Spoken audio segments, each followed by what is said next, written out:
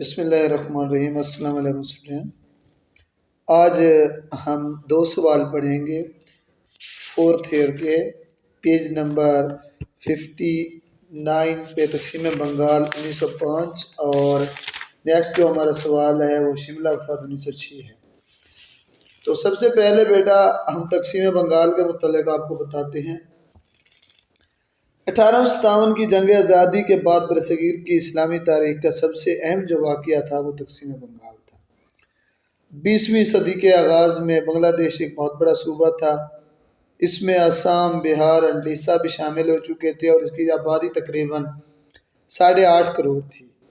اس وسعت کی وجہ سے ان کی انتظامی حالت درست نہ تھی۔ دارالحکومت کلکتہ سے یہ علاقے بہت دور دراز تھے۔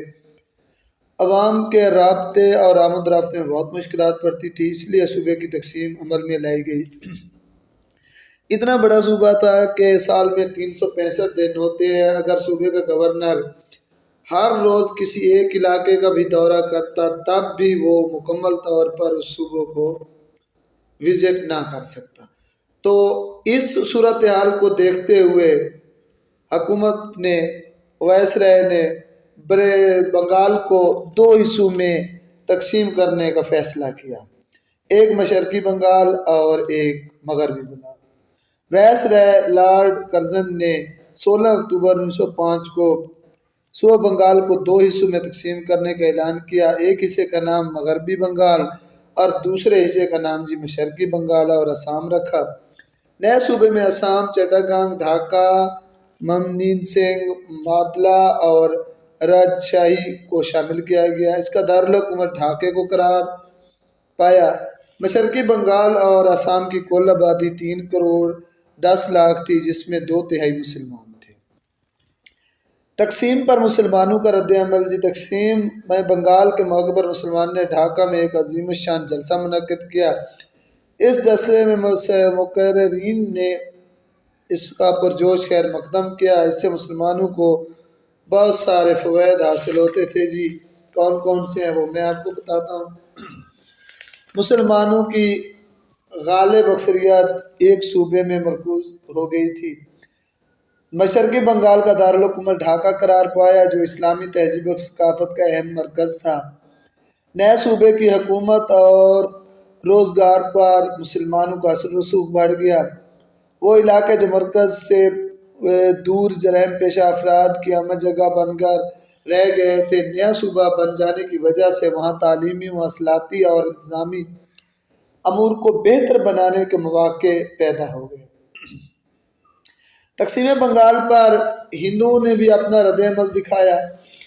تو ان کا رد عمل کیا تھا؟ کیونکہ ہندو مسلمانوں سے جو مال لیتے تھے منڈیوں میں، اور کلکتہ میں جو لوگ آتے تھے وہاں پر وہ اپنی منمانیاں کرتے تھے کاروبار میں۔ انہیں جو سامان دیتے تھے وہ بہت ہی مہنگا بیچتے تھے۔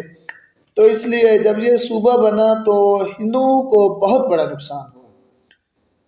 ہندوؤں کے اسباب کیا تھے، وجہ کیوں تھی، وہ کیوں مخالف ہوئے؟ انہوں نے حکومت کے خلاف جناب بڑی بڑی تحریکیں شروع کر دیں۔ حکومت کے خلاف انہوں نے احتجاج کیے اور کانگریس بھی ساتھ ملی ہوئی تھی کہ آپ نے صوبہ نہیں بنانا تھا، اس پہ بڑے نقصانات ہیں۔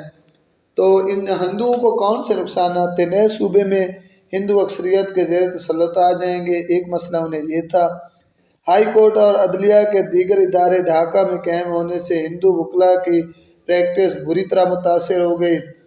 کلکتہ کی طرح ڈھاکہ بھی صحافت اور دیگر علمی سرگرمیوں کا مرکز بن جائے گا، اور جہاں مسلمانوں کے نقطہ نظر کی ترجمانی ہوگی۔ ہندو زمینداروں، سرمایہ داروں اور تاجروں کو یہ تقسیم اس لیے ناپسند تھی کہ وہ مسلمانوں کا استحصال نہیں کر سکیں گے۔ کلکتہ شہر جو بنگالی تہذیب کا مرکز اور سیاسی سرگرمیوں کا گڑھ ہے، اس کی اہمیت کم ہو جائے گی اور بنگالیوں کی آواز فیصلہ کن نہیں رہے گی۔ انڈین نیشنل کانگریس نے بھی اپنا رد عمل دکھایا۔ کانگریس کا یہ دعویٰ تھا کہ وہ ایک قومی جماعت ہے، لیکن تقسیم بنگال کے مسئلے پر اس نے ڈٹ کر ہندوؤں کا ساتھ دیا اور اپنا ہندو رنگ اور ہندو تعصب زیادہ واضح کر دیا۔ لیکن جیسا کہ کانگریس کا طریقہ کار تھا کہ وہ فرقہ پرستانہ پروگرام کو قوم پر پرستانہ روپ دیتی تھی، چنانچہ اس نے سودیشی تحریک کا آغاز کیا۔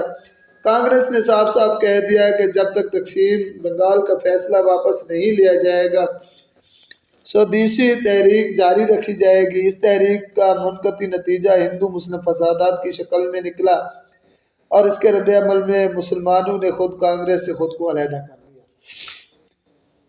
تقسیم بنگال کی تنسیخ ہندوؤں کے شدید احتجاج نے حکومت کو ہلا کر رکھ دیا۔ برطانیہ کے شاہ جارج پنجم اپنی ملکہ کے ہمراہ 1911 کے آخر میں ہندوستان آنے والے تھے۔ ہندوؤں نے اعلان کیا کہ وہ شاہ کے دور حکومت کا بائیکاٹ کریں گے۔ اس دھمکی کے بعد برطانوی حکومت نے گھٹنے ٹیک دیے اور دہلی دربار میں 12 دسمبر 1911 کو اپنی رسم تاج پوشی کے موقع پر جارج پنجم نے ایک شاہی اعلان کے ذریعے تقسیم بنگال کے حکم کی تنسیخ کا اعلان کر دیا۔ اس کے ساتھ ہی کلکتہ کی بجائے دہلی کو دارالسلطنت قرار دیا گیا۔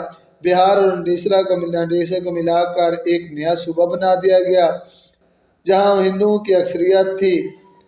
یہاں پر یہ بات قابل غور ہے کہ 1905 سے ہندوؤں نے تقسیم بنگال کی پرزور مخالفت کی تھی اور 1947 میں زور و شور سے حمایت کی۔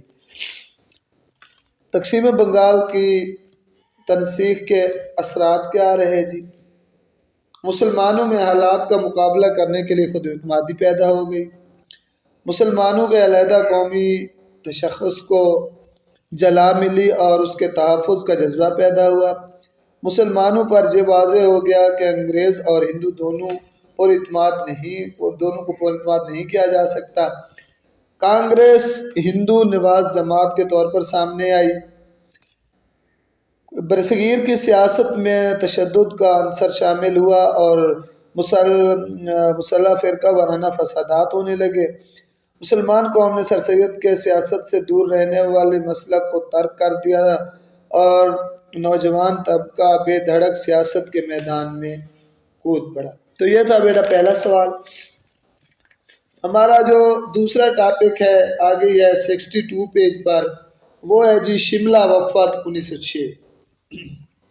دسمبر 1905 میں انگلستان میں کنزرویٹو پارٹی کی جگہ لبرل پارٹی برسر اقتدار میں آئی۔ لارڈ مارلے کو سیکرٹری آف اسٹیٹ برائے ہند اور لارڈ منٹو کو وائسرائے مقرر کیا گیا۔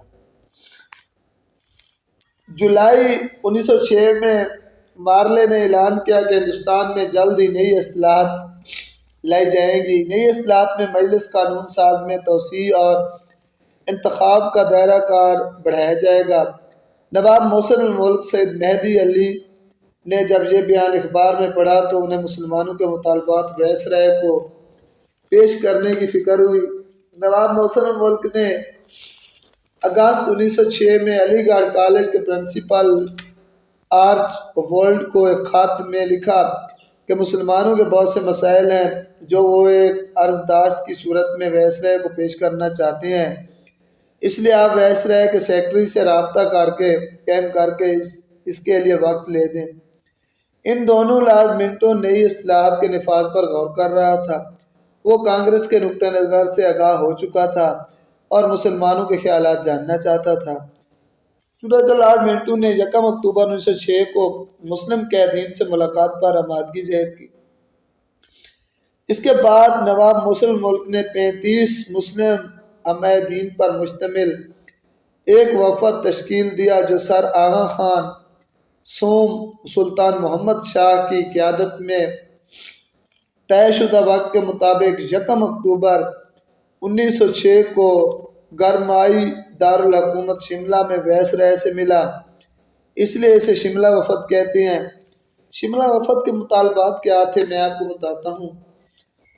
شملہ وفد نے اعزازات کی شکل میں جو مطالبات وائسرائے کو پیش کیے وہ یہ تھے جداگانہ انتخاب کا مطالبہ۔ سب سے پہلے تمام منتخب اداروں میں مسلمانوں کے لیے جداگانہ طریقہ انتخاب تسلیم کیا جائے گا۔ نیابتی نوازن مسلمانوں کی تاریخی حیثیت اور سیاسی اہمیت کے پیش نظر انہیں آبادی کے تناسب سے زیادہ نشستیں دی جائیں، اسے انگریز میں وولٹیج اور اردو میں انگریزی میں وولٹیج اور اردو میں نیابتی توازن یا پاسنگ کہا جاتا ہے۔ سرکاری ملازمتوں میں مسلمانوں کا کوٹہ۔ مسلمان تعلیم میں بہت پیچھے ہیں، اس لیے سرکاری ملازمتوں میں بھرتی کا مرجوع طریقہ ختم کر کے مسلمان کا آبادی کے تناسب سے کوٹہ مقرر کیا جائے۔ مسلمان ججوں کا تقرر۔ اعلیٰ عدالتوں میں مسلمان ججوں کا تقرر کیا جائے۔ یونیورسٹیوں میں نمائندگی۔ یونیورسٹیوں کے انتظامی اداروں سینٹ اور میں مسلمانوں کے لیے کچھ نشستیں مخصوص کی جائیں۔ مسلم یونیورسٹی MAO کالج علی گڑھ کو مسلم یونیورسٹی بنانے کے لیے حکومت مناسب مالی امداد دے۔ وائسرائے کے انتظامی کونسل۔ وائسرائے کے انتظامی کونسل میں مسلمانوں کی بھی نمائندگی ملنی چاہیے۔ وائسرائے لارڈ منٹو نے مسلمانوں کے مطالبات کو عمومی طور پر جائز تسلیم کیا، کیونکہ انگریز ایک عرصے سے یہ محسوس کر رہے تھے کہ ہندوستان میں کوئی ایک مرطوب قوم نہیں رہتی، اس لیے یہاں برطانوی طرز کی خالص جمہوریت نہیں چل سکتی، لہذا نتیجتاً اداروں کی کامیابی کے لیے جداگانہ طریقہ انتخاب ضروری تھا۔ 1909 میں جب پارلیمنٹو اصلاحات کے نام سے ایکٹ نافذ ہوا تو اس میں مسلمانوں کے لیے جداگانہ انتخابات کے حق کو تسلیم کیا گیا۔ یوں اس ایکٹ کی روح سے برطانوی حکومت نے مسلمانوں کو ہندوؤں سے الگ قوم تسلیم کر لیا اور مسلمانوں نے جداگانہ انتخاب کا حق منوا کر پاکستان کی بنیاد رکھ دی۔ یہ بیٹا دوسرا سوال تھا۔